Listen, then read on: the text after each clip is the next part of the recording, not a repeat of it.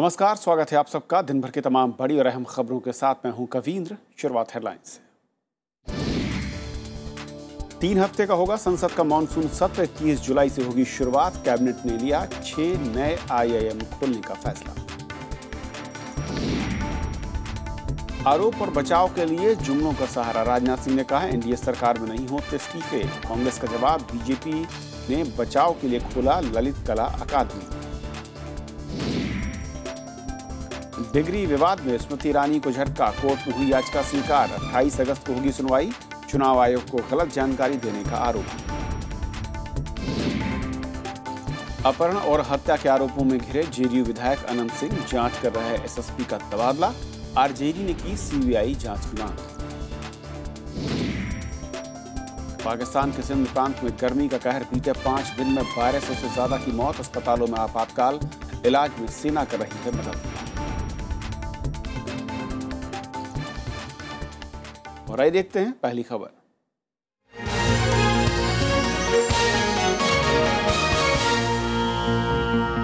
बिहार में चुनावी तैयारियों के बीच जेडीयू अपने एक विधायक की कारगुजारी के चलते सवालों के घेरे में है।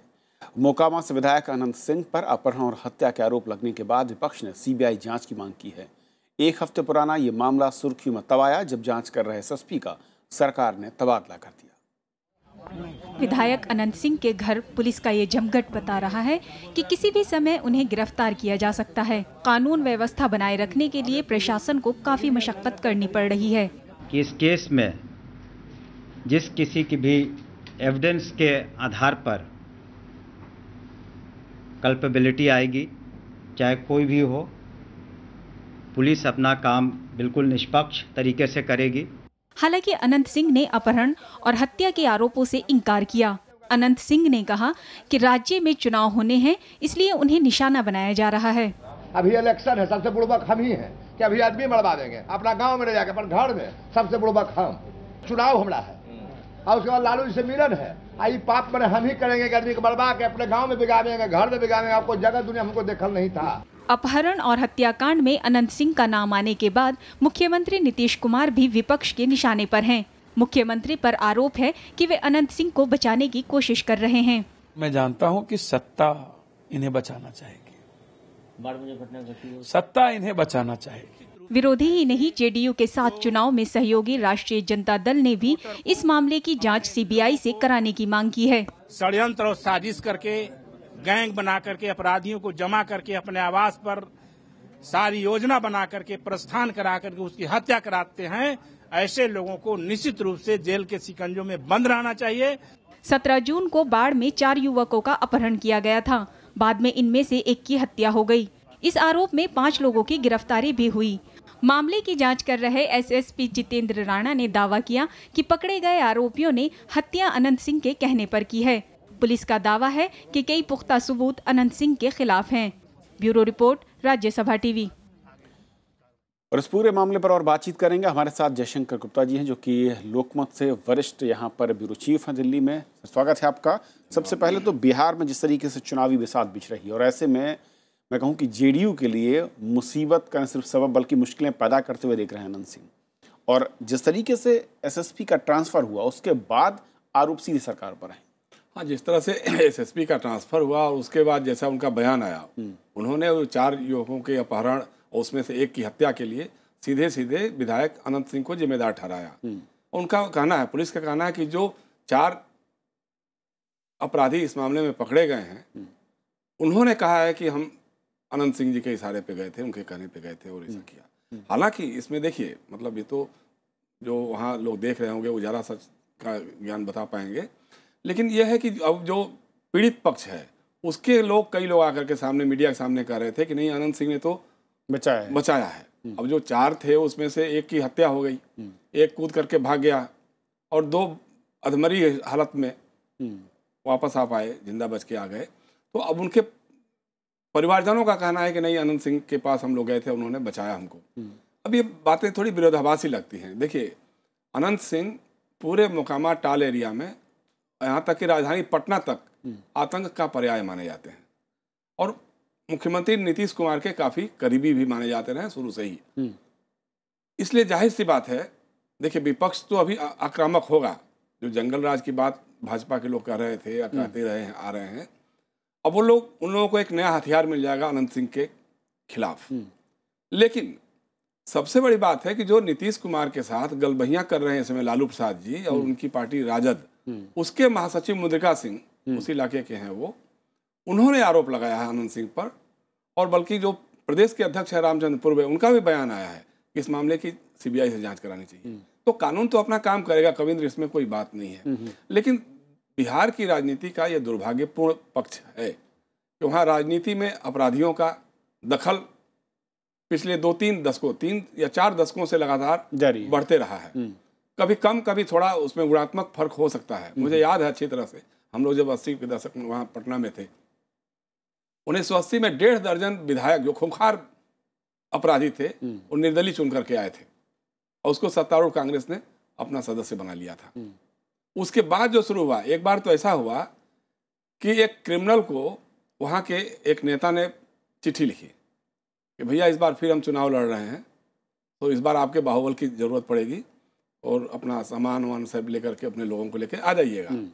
उन्होंने जवाब में चिट्ठी लिखा उनको कि भाई साहब इस बार तो हम खुद ही चुनाव लड़ रहे हैं। ये हकीकत है बिहार की राजनीति। अब नतीजा हुआ कि वो अपराधी तो विधायक चुनाव जीत गया और नेताजी चुनाव हार गए। लेकिन जयशंकर जी, सवाल ये है कि जिस तरीके से मैं कहूँ कि गठबंधन हुआ है, जेडीयू और जनता दल, लालू प्रसाद यादव की बात करूँ, मिले ज़रूर हैं, लेकिन इस तरह के जो मामले हैं, वो जो पतली दरारें हैं जिनको भरने की कोशिश की जा रही है, उन दरारों को कहीं बड़ा करने का काम कर रहे हैं। और अनंत सिंह पर सरकार का जो अब तक रुक रहा है, जो बयान है, मैं कहूँ जिस तरह की कार्रवाई होनी चाहिए थी एक आरोप लगने के बाद भी, क्या आपको लगता है कि उस तरफ बढ़ती हुई कहीं दिखी है सरकार या फिर उससे कहीं दूर खड़ी है? उनको कुछ ना कुछ तो करना पड़ेगा, क्योंकि इसमें राजद खुद भी इन्वॉल्व हो गया इस विवाद में। तो नीतीश कुमार को कहीं ना कहीं अपनी छवि बचाने के लिए और गठबंधन को भी बचाने के लिए कुछ ना कुछ ऐसा करना होगा जिससे लगे। देखिए, अनंत सिंह लगातार उनके शुरू से ही नीतीश कुमार के बहुत करीब माने जाते रहे हैं और उनका बताया मैंने, जैसे आतंक पूरे मुकामा से लेकर के राजधानी पटना में कितने मकान उन्होंने कब्जा किए होंगे, चाहे वो धौंस के नाम पर, चाहे खरीद फरोख्त के नाम पर, किसी रूप में भी कहा जाए। तो इस तरह का उनका रहा है। और भाजपा चूंकि आज तो इशू बनाएगी, लेकिन वो जब इस तरह के मामले हुए, संजोग की बात है कि भाजपा और नीतीश कुमार एक साथ गलबहियां कर रहे थे। लेकिन जिस तरीके से अब चुनाव सर पर हैं, तो क्या नीतीश कुमार अपनी इमेज को लेकर, मैं कहूँ कि दोस्ती जो है परवान उसको बलि देंगे उसकी, या फिर कहीं ना कहीं जिस तरीके से अब तक स्टैंड रहा है, एक तरीके से नीतीश कुमार को लेकर मैं कहूँ कि जो भी बयान आ रहे हैं उसमें सिर्फ यही कहा जा रहा है कि जंगल राज नहीं होगा, लेकिन कोई भी सफाई इस पर अब तक नहीं आई कि एसएसपी का तबादला अभी तक कुछ बोला नहीं है। अभी तक सरकार के स्तर पे कानून अपना काम करेगा, ये तो घिसा पिटा कोई भी कह देता है, उसमें तो कोई बड़ी बात नहीं है। कानून अपना काम करेगा तो जब एसएसपी का बयान आ रहा है और जो गिरफ्तार हुए लोग हैं उनका बयान है कि विधायक के इशारे पर वो लोग गए थे, किए थे, तो उसके बाद तो फिर एक्शन होना चाहिए। उनके घर पे छापा पड़ा है, सुना राइफलें बरामद हुई हैं, क्या कुछ मैगजीन वगैरह बरामद हुई, हाँ, इंसास राइफल है, इंसास राइफल जो है, तो या मैगजीन बहुत सारे बरामद हुई हैं। तो इस सब के बाद तो फिर एक्शन तो जरूरी है ना, एक्शन तो होना ही चाहिए। अब ये कहना, देखिए ये तो ठीक है कि मीडिया के सामने आकर के पीड़ित पक्ष के लोगों ने, महिलाओं ने कहा या उनके घर वालों ने कहा कि विधायक जी ने तो बचवाया, बल्कि अब हो सकता है कि डर के मारे कि जो बच गए हैं कल वो ना मार दे जाए, ये भी तो हो सकता है ना। जो आतंक है तो आतंक से बचने के लिए भी हो सकता है इस तरह का बयान। लेकिन इस विवाद में ना पढ़ करके कानून को अपना काम, देखिए जिस तरह से एसएसपी का ट्रांसफर हुआ है, पटना के एसएसपी को मोतिहारी जैसे छोटे जिले में आनंद फानंद में भेजा गया। जिस समय ये विवाद सामने आया, जिस समय उस एक जो लड़का जिसकी हत्या हुई उसका शव बरामद हुआ और एसएसपी ने उस पर तत्परता बरती, आपको पता होगा पुलिस के थाने में लोगों ने आगजनी की, गाड़ियां भी जलाई, सब कुछ हुआ, तो पुलिस ने तो एक्शन लिया।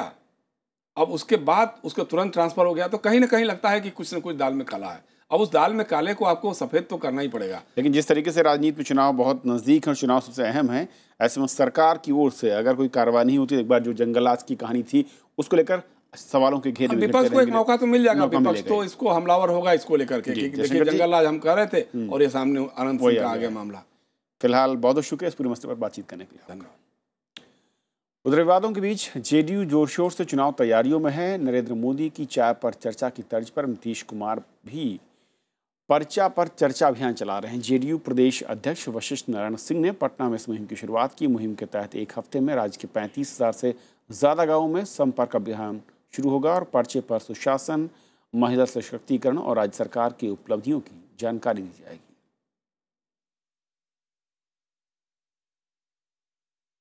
तो पहली खबर में फिलहाल इतना ही।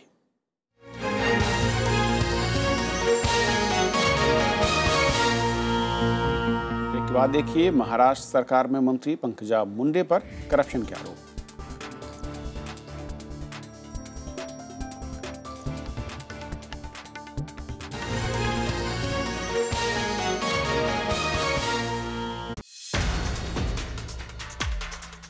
ललित मोदी विवाद में सरकार का ऐलान। अरुण जेटली ने निष्पक्ष जांच का दिया भरोसा।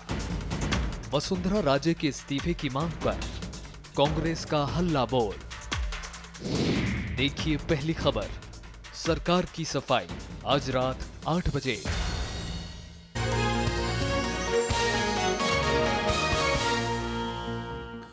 संसद का मानसून सत्र 21 जुलाई से शुरू होगा। संसदीय मामलों की कैबिनेट कमेटी की बैठक में यह फैसला किया गया।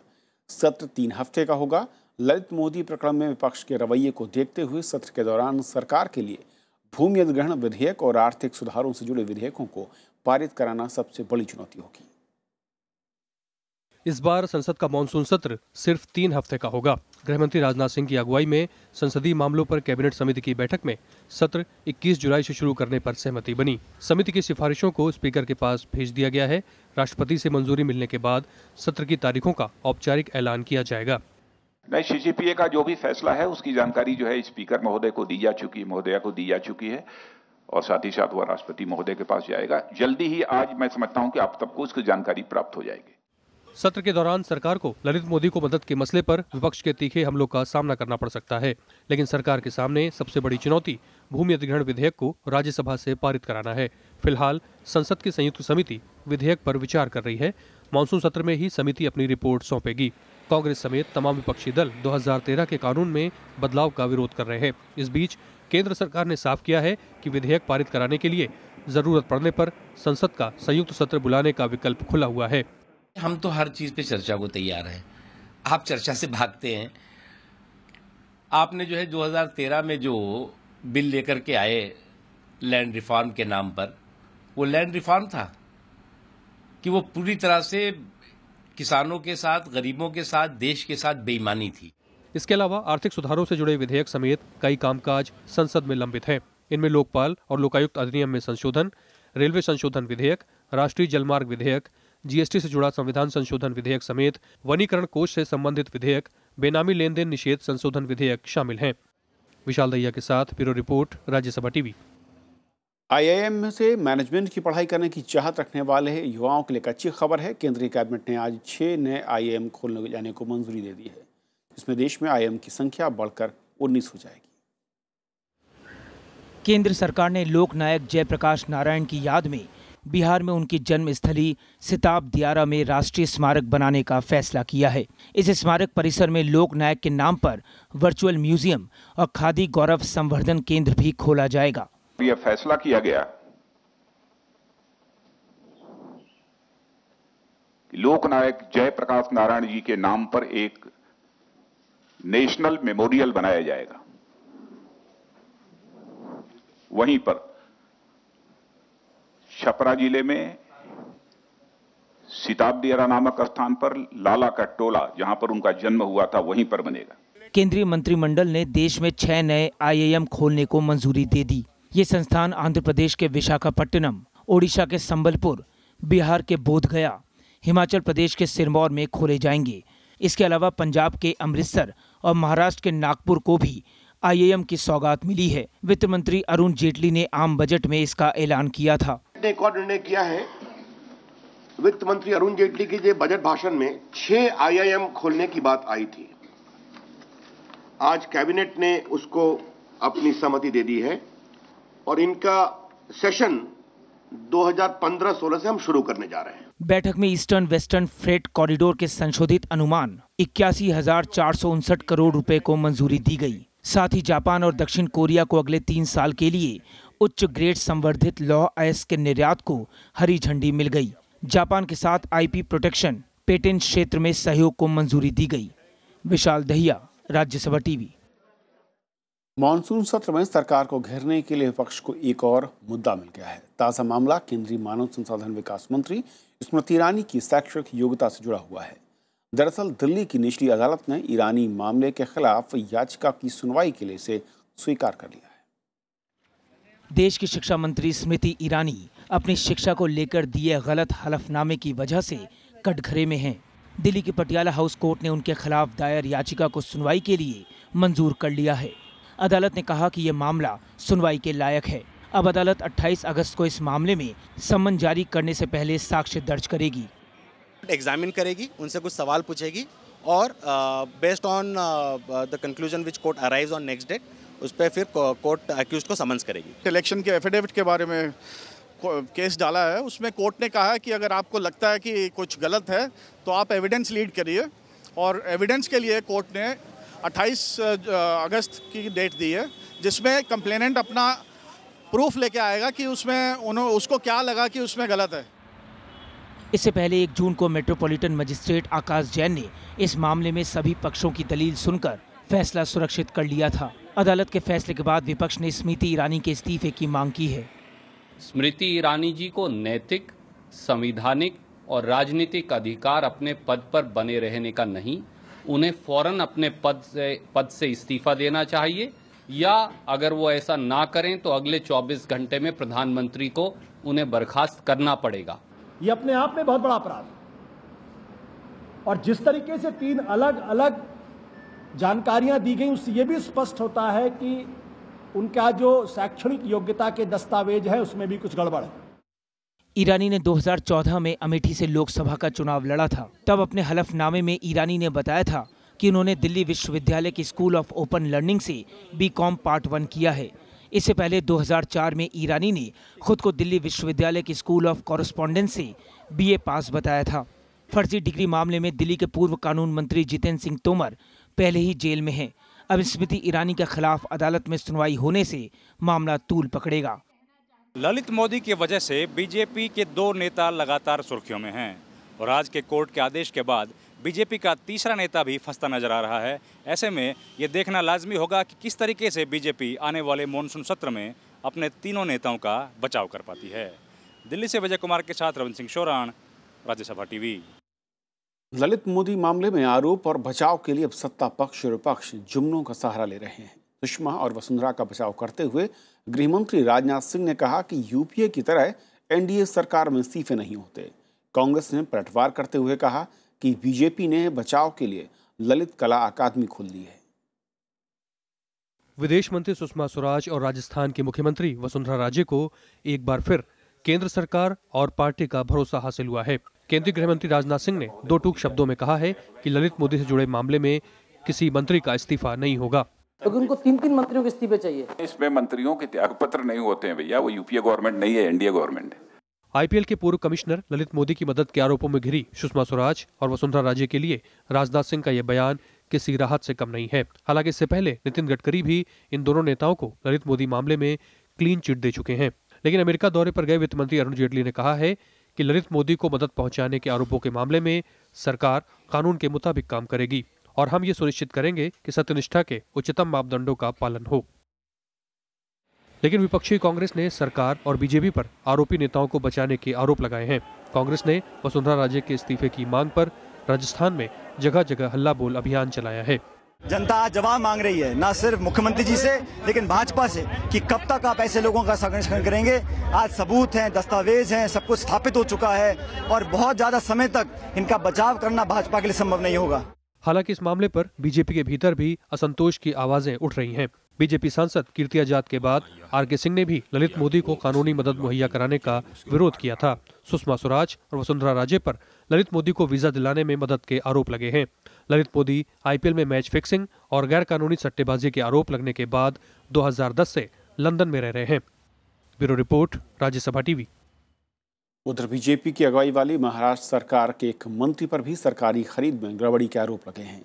महाराष्ट्र की महिला और बाल विकास मंत्री पंकजा मुंडे पर आंगनवाड़ी के लिए खरीदे गए सामान में गड़बड़ी के आरोप हैं। कांग्रेस का कहना है कि नियमों का उल्लंघन कर 206 करोड़ रुपए के सामान की खरीद की गई और इसके लिए एक ही दिन के भीतर 24 आदेश जारी कर दिए गए। कांग्रेस का यह भी आरोप है कि इस पूरा सामान ब्लैकलिस्ट कंपनियों से खरीदा गया। संगन मत से एक साथ मिलकर किया हुआ करप्शन नजर आ रहा है। जहां तक पूरा डिपार्टमेंट इसमें इन्वॉल्व है, ऐसी जो हमारे पास जानकारी है, क्योंकि एक दिन में 24 कॉन्ट्रैक्ट बिना टेंडरिंग प्रोसेस फॉलो किए, कोई भी ई टेंडरिंग हो या जो 1 करोड़ के ऊपर देना है तो आपको टेंडर करना चाहिए, तो यहाँ कुछ भी फॉलो किया नहीं जा रहा है। बहुत सारे ऐसे लोगों को दिए गए हैं, कॉन्ट्रैक्ट दिए गए हैं जो एलिजिबल भी नहीं है। मुंबई के जहरीली शराब कांड में राष्ट्रीय मानवाधिकार आयोग ने महाराष्ट्र सरकार और मुंबई पुलिस को नोटिस जारी किया है। आयोग ने मीडिया में आई खबरों के आधार पर स्वतः संज्ञान लेते हुए राज्य सरकार से रिपोर्ट मांगी है। बीते बुधवार को मुंबई के मनाड़ इलाके की झोपड़पट्टी में जहरीली शराब पीने का मामला सामने आया था, जिसमें अब तक 100 से ज्यादा लोगों की मौत हो चुकी है।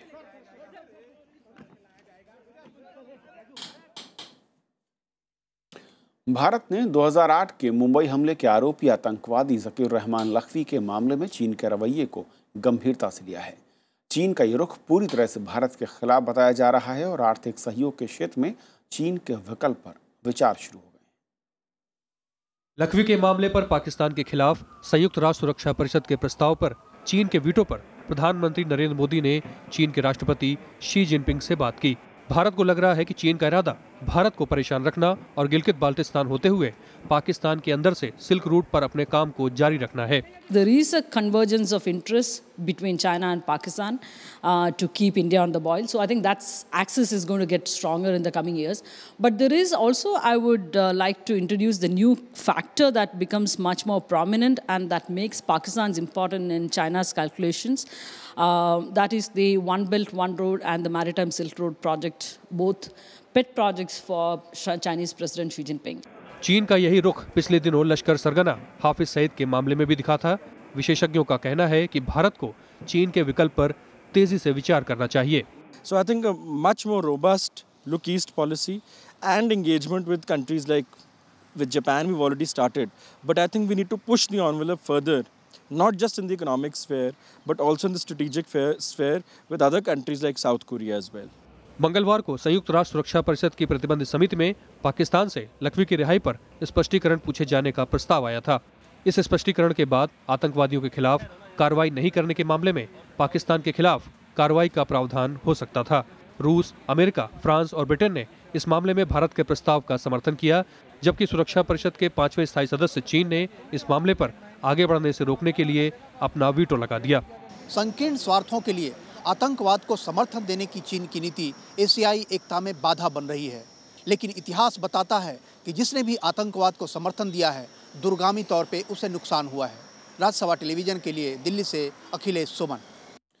भारत में जहां मानसून की बारिश से ज्यादातर लोग राहत महसूस कर रहे हैं, वहीं पाकिस्तान में लोग गर्मी से बेहाल हैं। बीते 5 दिन में सिंध प्रांत में 1200 से ज्यादा लोग गर्मी के चलते अपनी जान गंवा चुके हैं। पाकिस्तान के सिंध प्रांत में गर्मी अपना कहर बरपा रही है। हर तरफ मौत का मंजर है। पिछले कुछ दिनों में यहां 1200 से ज्यादा की जान जा चुकी है। कराची के सभी अस्पतालों में मरीजों की भारी भीड़ है। सरकार को सिंध में मेडिकल इमरजेंसी का ऐलान करना पड़ा है। हालात से निपटने के लिए सेना और पाकिस्तानी रेंजरों को लगाया गया है। माहौलियात के इतने संगीन मसाइल हैं और ये हमारे एजेंडे पे है नहीं, हम इस पर बात तक नहीं कर रहे। ये देखें ना, हमारे ग्लेशियर्स हैं, हिमालय के ग्लेशियर्स हैं, कराकोरम के ग्लेशियर्स हैं, जो जिससे हमारे दरिया आते हैं, पानी हमारा आता है, ये पिघल रहे हैं। माहौलियात कल क्या होगा? मरने वालों में ज्यादातर बच्चे और बेघर गरीब हैं। कराची में हालात और भी खराब हैं। यहाँ मौत का आंकड़ा 800 के पार जा चुका है। गर्मी की शिद्दत है, इसको मद्देनजर रखते हुए लोड शेडिंग में जो है वो तो बिल्कुल होनी ही नहीं चाहिए, क्योंकि जितनी गर्मी है 1 घंटा बर्दाश्त करना मुश्किल है, 12-12 घंटे जो है वो तकरीबन लोड शेडिंग हो रही है। पाकिस्तानी मौसम विभाग ने कहा है कि अगले कुछ दिनों में बारिश हो सकती है, लेकिन तब तक लोगों को गर्मी से बचने और खुली धूप में ना निकलने की सलाह दी गई है। Bureau report, Rajya Sabha TV. Bhajpa के वरिष्ठ नेता और मध्य प्रदेश के रतलाम से सांसद दिलीप सिंह भूरिया का आज निधन हो गया। 71 साल के भूरिया का गुड़गांव के एक अस्पताल में इलाज चल रहा था। प्रधानमंत्री नरेंद्र मोदी समेत कई राजनेताओं ने उनके निधन पर शोक जताया। केंद्रीय मंत्री वेंकैया नायडू, अनंत कुमार और बीजेपी नेता प्रभात झा समेत कई नेताओं ने उन्हें श्रद्धांजलि दी। भूरिया का जन्म 19 जून 1944 को हुआ था। वो पहली बार 1980 में कांग्रेस के टिकट से लोकसभा पहुंचे और 1996 तक लगातार 5 बार चुनाव जीते। 2014 के लोकसभा चुनाव में उन्होंने बीजेपी के टिकट से चुनाव लड़ा और चुनाव में जीत हासिल की। 1998 से 2001 में वो राष्ट्रीय अनुसूचित जाति और जनजाति आयोग के अध्यक्ष पद पर भी रहे। तो खबरों के इस बुलेटिन में इतना ही। नमस्कार।